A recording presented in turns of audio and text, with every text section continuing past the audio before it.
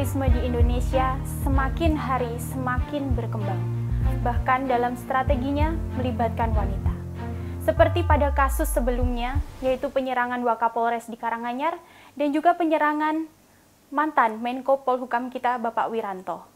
Bersama saya Gina Wardani, inilah Bincang Velox. Sudah hadir bersama kita di sini Bapak Muslih Nasuha, pengamat terorisme. Selamat datang Bapak. Selamat datang. Apa kabar Bapak? Baik? Baik, alhamdulillah. Ya, alhamdulillah. Dan juga di sebelahnya sudah ada Bapak Wawan Haripurwanto, ya, selaku Deputi Bidang Komunikasi dan Informasi Badan Intelijen Negara. Selamat datang Bapak. Ya, terima kasih. Baik, pembicaraan kali ini adalah tentang terorisme dan perempuan. Untuk pertanyaan yang pertama akan saya tanyakan kepada Bapak Muslih Nasuha. Bapak kira-kira bagaimana mungkin perempuan yang lemah lembut dijadikan sebagai salah satu objek untuk melakukan penyerangan oleh para kaum ekstremis? Ya, justru dengan lemah lembutnya itu, dimanfaatkan untuk misi-misi mereka. Karena di dalam kelembutan itu banyak sekali kelemahan-kelemahan yang bisa digarap oleh kelompok teroris itu. Kapasitas wanita itu adalah rentan sekali, ya, rentan, gampang dipengaruhi, misalnya seperti itu, dan kemudian gampang percaya terhadap info-info yang masuk seperti itu. Nah, inilah yang selama ini dimanfaatkan oleh kelompok-kelompok mereka. Makanya rata-rata yang ada lapas-lapas teroris itu pasti sekelilingnya ada wanita-wanita yang selalu kerjasama.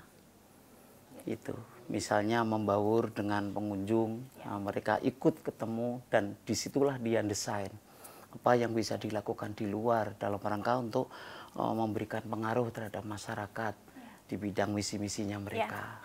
Itu. Bahkan saya dengar malahan sampai tinggal di dekat lapas ya Pak ya? Iya, dekat lapas, dan bahkan saya pernah ketemu langsung seperti itu. Karena ketepatan kami juga mengamati dan kemudian kami di lapangan melihat langsung. Gitu. Jadi sayang sekali, kasihan sekali kaum wanita itu dimanfaatkan dibuat objek untuk seperti itu. Ini sedih sekali. Dan wanita itu tidak tahu yang sebenarnya, gitu, karena kepercayaan yang sudah tertanam betul, karena gampang didoktrin, kemudian kelemah lembutan itu dimanfaatkan. Itu. Untuk Pak Wawan sendiri, mengapa di sini yang paling dipilih adalah wanita? Kenapa bukan laki-laki gitu Pak? Secara kan laki-laki itu lebih kuat, lebih keras fisiknya, bisa dimanfaatkan untuk berbagai hal maksud saya Pak. Itu bagaimana Pak? Ya, sebetulnya ini karena partisipasi sebetulnya mereka itu terbawa oleh agitasi. Ya. Dan memang wanita juga di Suriah misalnya mereka terlibat aktif di dalam pergerakan-pergerakan lapis berikutnya ya, setelah memang kombatan pria yang di depan. Akan tetapi indoktrinasinya sama, bahwa mereka bermental jihad ya, untuk mendapatkan surga katanya demikian itu ya. Berarti pemahaman yang salah. Pemahaman yang keliru di dalam itu. Dan di Indonesia sebetulnya pertama kali ada perempuan yang terlibat atas dakwaan teroris ini berada di LP Tangerang ya, satu-satunya waktu itu ya. Baru kemudian muncullah yang di bom-bom berikutnya kayak di Surabaya Pak ya, gitu. Betul, kemudian juga sebetulnya ada juga keterlibatan wanita, tapi dimanfaatkan rekeningnya untuk transfer itu ya. Waktu itu ada ibu mertua yang di kasus yang di Bekasi misalnya, tapi sebetulnya mereka atas ketidaktahuannya bahwa ternyata untuk digunakan transfer pembiayaan teroris. Nah, ibu ini ketika ditanya di dalam BAP-nya ya bilang bahwa tidak tahu menahu, bahwa itu hanya dimanfaatkan oleh menantunya. Bahkan juga ada mereka warga yang menggunakan bom panci juga awalnya ini dari Timur Tengah juga. Jadi ada unsur peniruan yang dilakukan oleh para wanita untuk melakukan serangannya dengan bom panci. Mengapa bom panci? Wanita kebanyakan mereka masak, tapi panci itu kan kalau ada tekanan yang sangat tinggi maka mereka akan memiliki gaya sentrifugal yang sedemikian ledakannya lebih daripada yang sekedar biasa. Maka akhirnya proses peniruan di berbagai tempat ini perlu kita waspadai. Bom bunuh diri yang dilakukan oleh wanita juga yang di Sipulga ini juga atas tadinya ikut-ikutan terhadap suaminya dan akhirnya dia terbawa, tapi atas kecurigaan orang tuanya sendiri dari si laki ini akhirnya dilaporkan ke pihak keamanan, menindaklanjuti, akhirnya ketemulah bom itu di Sipulga dan meledak. Wanita ini bahkan tidak peduli anaknya yang masih balita, Pak ya. Makanya balita ditontonkan ini akhirnya ikut meninggal. Tetangganya juga luluh lantak. Ada hal yang wanita yang maaf, ketika dia disentuh dari si keyakinannya, dia makin bulat gitu untuk bisa melakukan langkah-langkah menjadi pengantin, menjadi martil itu. Karena ada keterlibatan emosional yang lebih. Nah itu. Oleh karenanya ini menjadi PR kita, Pak ya, untuk bagaimana memberikan pemahaman khususnya bagi wanita dan ibu-ibu ataupun juga yang memiliki anak-anak wanita untuk juga kita berikan literasi supaya tidak menelan mentah ketika ada ajakan atau ajaran-ajaran yang dipoles dari sedemikian rupa ayat-ayat yang sebetulnya tidak pas untuk itulah. Jadi semuanya ini akibat agitasi dan propaganda serta penggalangan yang menurut saya itu keliru.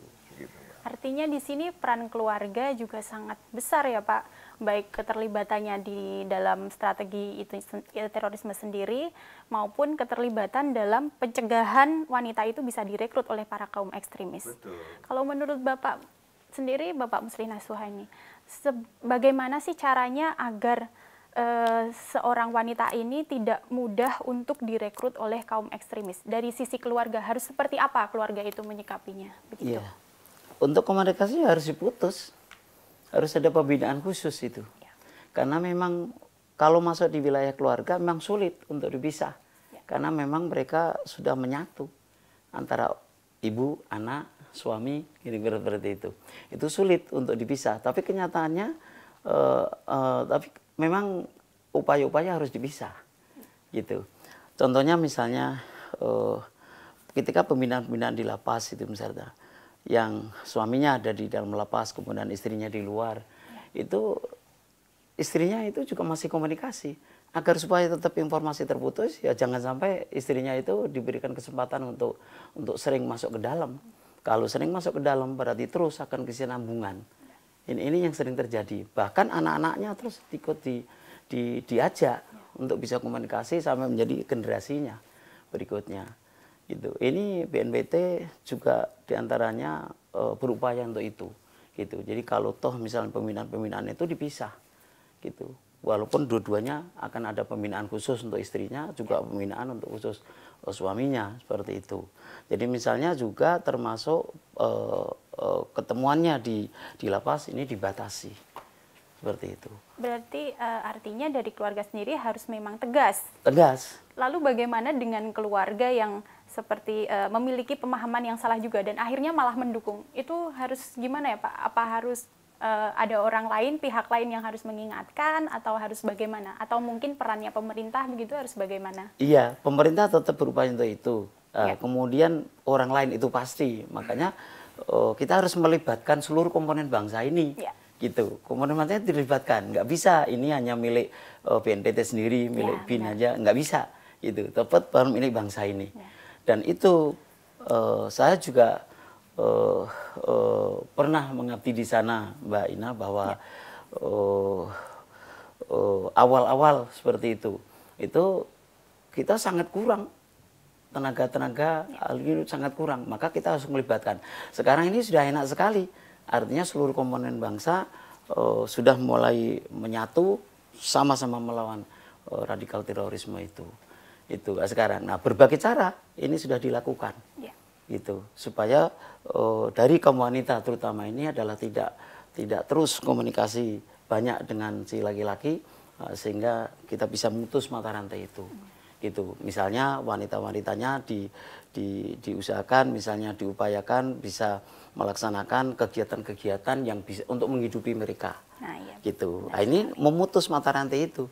Misalnya pembuatan roti gitu yang pernah kami lihat gitu dilakukan itu untuk memutus mata rantai dengan kegiatan yang dengan suaminya. Ada faktor ekonomi juga berarti kan? Oh sangat, situ. sangat banget, sangat banget.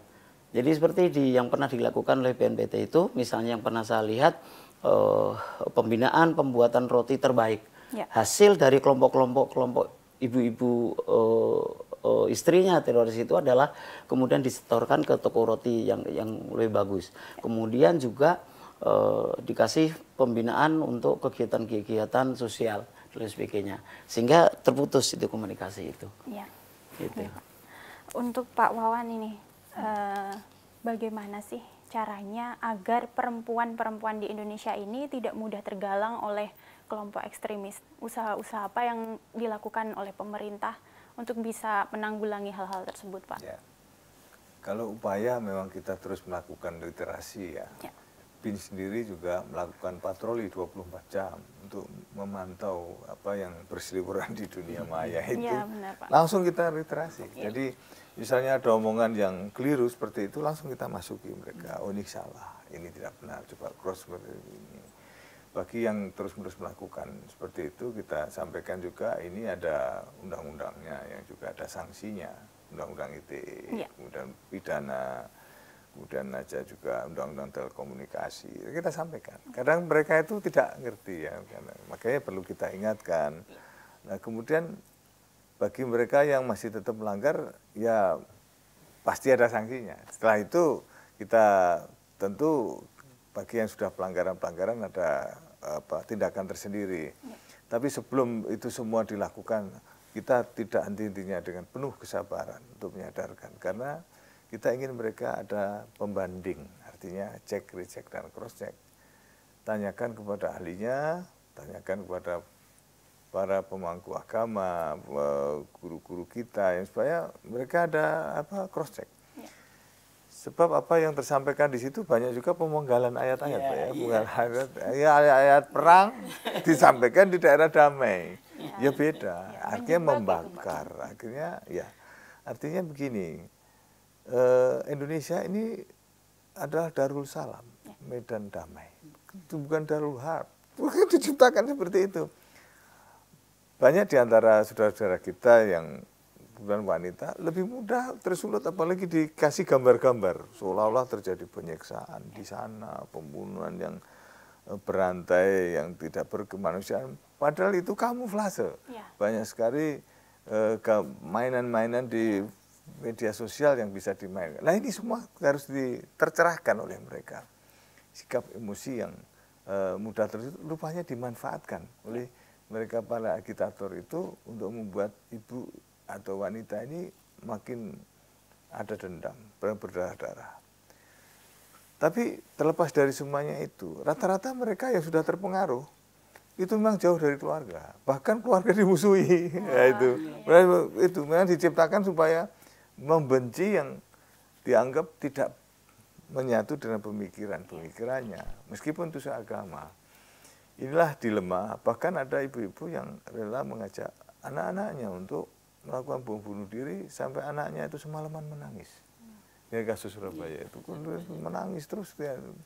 Rupanya anaknya ini belum siap untuk melakukan itu. Tapi desakan dari ibunya yang ternyata ibunya sudah menjauh dari orang tuanya. Gitu ya. Selama agitasi itu dilakukan memang diupayakan supaya mereka tidak dekat dengan orang tuanya atau orang-orang yang dianggap terpercaya. Itulah sebabnya maka kita itu untuk mencegahnya perlu dekat dengan keluarga. Ya, kita tabayun. Ya, jelas itu. Kemudian kita perlu juga menyelami sebetulnya ada apa di balik pemuatan ajakan ini. Sebab rata-rata itu ada faktor kepentingan, kepentingan politis. banyak diantaranya laki-laki sudah habis terbunuh di medan perang di sana. Akhirnya mau nggak mau tenaga mana yang mau dipakai? Ya wanita dan anak-anak. Beberapa diantaranya masih bawah umur, wanita di bawah umur. Masih umur 15. Bahkan ada kurang dari itu bergerak ke sana karena terbawa agitasi itu. Yang akhirnya ya tidak seperti apa yang dibayangkan, yang seolah tadinya diiming-iming seperti ini. Setelah sampai di sana ternyata kehidupannya jauh sekali apa yang dijanjikan gitu ya. Tidak layak. Ya, penyesalan mesti di belakang. Ya. Akhirnya banyak diantaranya ingin kembali, merasa tertipu, merasa diiming-iming gaji tadi. benar, Pak. Makanya ada 3 kekosongan. Kekosongan isi kepala, isi hati, dan isi perut. Kepala itu pemikirannya yang keliru, hati keyakinannya yang keliru, atau perut masalah kebutuhan sehari-hari. Nah, itu sering dimanfaatkan. Jadi, maka kita perlu mewaspadai setiap adanya agitasi-agitasi atau ajakan itu. Begitu. Untuk BIN sendiri, bagaimana cara BIN untuk bisa meminimalisir hal-hal seperti yang tadi Pak, agar maksudnya terorisme yang berkembang dengan berbagai macam strategi, bahkan menggunakan perempuan, dan bahkan melibatkan keluarga dan sebagainya, menjadi bahaya dan sebagainya. Kalau langkah-langkah yang sudah ditempuh BIN sendiri itu seperti apa Pak? BIN memang tidak sendiri ya, kita juga mengajak seluruh kementerian lembaga terkait di situ. Kalau khusus wanita kita juga dekati ulama-ulama, patayat-patayat yang terpercaya, dan kemudian majelis-majelis taklim kita juga sampaikan hal-hal seperti ini. Kemudian juga tokoh masyarakat. Kemudian kita ajak juga ormas, OKP, ya, kemudian Menteri Pemberdayaan Perempuan, ya, kemudian juga Dharma Wanita, Dharma Pertiwi, Persit Kartika Chandra Kirana, kemudian juga dari organisasi-organisasi kewanitaan kita ajak mereka, kita sering dialog, kemudian kita undang mereka untuk berbicara dari hati ke hati, dan di majelis taklim misalnya yang mereka naungi, bisa kita sampaikan mengenai literasi-literasi itu. Dan banyak diantaranya juga tercerahkan, termasuk mantan nabi ya yang sudah itu, dan keluarga nabi, termasuk ibunya mantan nabi. Ini kita undang, termasuk yang tadi saya bilang, ibu-ibu yang dimanfaatkan rekeningnya untuk mentransfer, kita undang juga. Dan seperti ini. Dan mereka juga bahkan ibu-ibu, kalau kita melakukan pelatihan kepada napi yang untuk wirausaha, banyak diantara napi ini tidak punya bakat. Akhirnya kita undang keluarganya untuk melakukan pendampingan. Salah satunya ya ibunya tadi. Kalau ini tidak mampu ya dialah yang untuk bisa menerima ajaran-ajaran kewirausahaan. Karena apa? Mereka harus sibuk. Kalau mereka tidak sibuk, maka akhirnya tergoda lagi. Begitu dia sudah keluar nanti, apalagi masyarakat, maaf, banyak yang takut untuk mendekat. Akhirnya tidak punya teman, ya kembali ke habitat. Nah itu yang kita lantas khawatirkan. Sehingga pada akhirnya peran wanita jualah yang sangat berperan. Apalagi ada faktor kinderen, faktor menurun kepada anak ketika orang tuanya melakukan langkah-langkah teror, anaknya itu banyak diantaranya yang menjadi teroris. Contohnya, yang menyerang ledakan bis Pemudi Ekspres tahun 87 di Banyuwangi, anaknya meledakkan bom tahun 2000.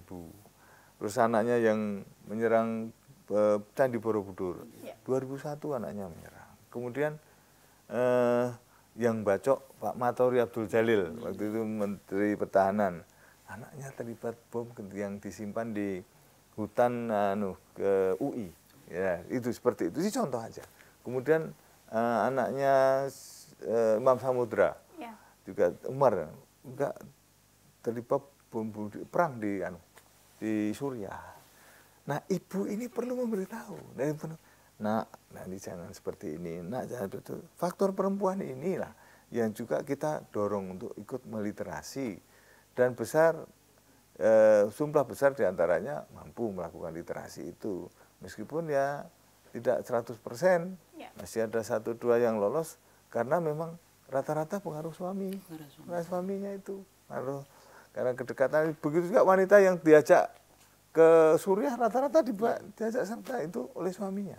Atau dia punya kolega yang di sana, tapi tadi ada yang tertipu oleh iming-iming pekerjaan, gaji yang besar, dan ada yang keyakinan bahwa di akhir zaman siapa yang menginjak tanah Syam, meskipun separuh kaki dijamin masuk surga, kan ada yang seperti itu Bapak ya. Itu termasuk pemahaman yang salah juga kan Pak sebenarnya. Itulah makanya ini perlu kita literasi kepada saudara-saudara kita kaum hawa khususnya supaya lebih jernih menimbang di dalam segala sesuatu gitu. Mungkin juga Bin juga lewat media sosial gitu kan Pak, karena sekarang ramai sekali orang-orang kadang lebih percaya kepada media sosial, media kayak seperti Instagram, Twitter dan lain-lain daripada berita-berita nasional begitu Pak. Bin punya akun medsos yang resmi ya, baik itu Instagram, Twitter, YouTube maupun juga Facebook, ada seperti itu. Memang ada juga medsos yang akunnya mengaku dari Bin tapi sebetulnya bukan, ada seperti itulah. Kita ada yang resmi ya. Tapi secara prinsip kita silahkan para wanita, ibu-ibu maupun remaja-remaja putri, ikutilah akun-akun ini untuk dari sisi pemberdayaan. Nah, bersibuklah untuk masalah-masalah kemaslahatan umat sehingga tidak lantas mudah tergoyahkan oleh agitasi atau ajakan-ajakan ke arah aksi-aksi teror. Karena pada prinsipnya kita ini ingin ibu sebagai madrasah yang pertama bagi anak-anaknya ini bisa mengajarkan kesejukan benar dalam sekali. kehidupan ini. Bergantung pada ibu juga semuanya. Sangat ini, makanya ibu pun perlu kita isi pemikirannya. Maka kita sangat berterima kasih kepada majelis-majelis taklim yang mengajarkan segala sesuatu kepada ibu-ibu. Kemudian juga Dharma Wanita, Dharma Pertiwi, Persit Kartika Chandra Kirana, kemudian organisasi kepemudaan wanita, ataupun juga Kementerian Perempuan tadi. Ini dampaknya sangat signifikan untuk memberikan satu literasi dan selama ini menjadi partner kita untuk bekerja sama. Begitu. Baik. Untuk Bapak Musli sendiri, adakah saran yang ingin disampaikan kepada wanita-wanita Indonesia bagaimana caranya agar bisa membentengi diri dari mungkin perekrutan dari kaum ekstremis ini sendiri? Iya, terima kasih. Jadi seperti Pak Deputi tadi sampaikan bahwa memang kita harus berupaya ada program-program yang membuat ibu-ibu itu sibuk dalam hal kepositifan. Sehingga dia lupa, dia tidak sempat untuk melakukan hal-hal yang negatif, apalagi tentang ekstremis, teroris misalnya seperti itu. Itulah maka program-program yang pernah dilakukan, saya melihat dari BNPT ini, seluruh komponen bangsa dilibatkan. Gitu. Sehingga terutama di wilayah ibu-ibu ini tidak diberikan kesempatan untuk dia mengembangkan hal-hal yang akan membuat dia menjadi ekstremis. Itu dilibatkan semua sekarang ini. Ya kita bersyukur, terutama mungkin dari kampus. Ini tidak hanya sekedar kampusnya yang disentuh, tapi juga orang tuanya sudah ada. Kita kerjasama dengan seperti itu, gitu.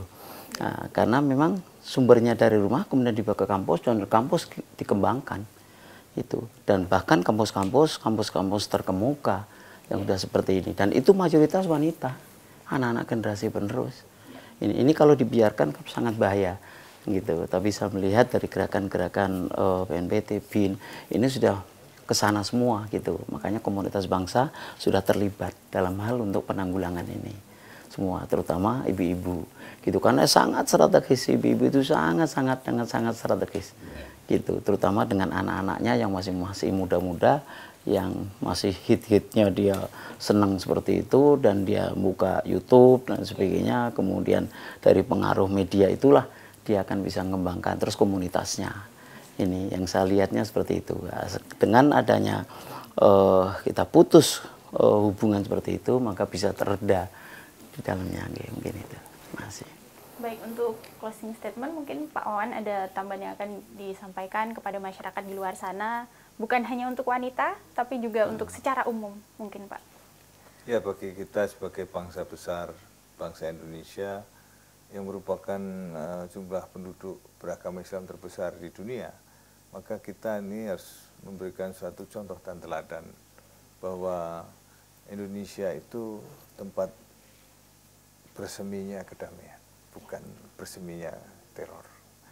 Dan mari kita wujudkan bahwa keteladanan justru tumbuh dan berakar dengan kondisi apa yang ada di Indonesia, di mana Indonesia ini jamrut Katulistiwa yang semuanya juga tahu bahwa kesuburan maupun juga pemahaman-pemahaman radikal itu tumbuh andai kata ada ladang persemaian yang memungkinkan untuk bergerak. Dengan kita literasi begini, maka ini akan menutup lubang-lubang tempat bersemainya itu. Dan Indonesia harus menjadi pelopor bagi pergerakan perdamaian dunia, di mana ini menjadi semangat dan spirit dari pembukaan UUD 45 bahwa kita menjaga perdamaian dunia. Terima kasih. Baik pemirsa, itulah diskusi dari kami. Terima kasih atas perhatiannya, semoga dapat bermanfaat dan juga menjawab segala pertanyaan dan mungkin menjawab segala keresahan yang ada dalam hati dan keluarga kita semua. Saya Gina Wardani, terima kasih, sampai jumpa.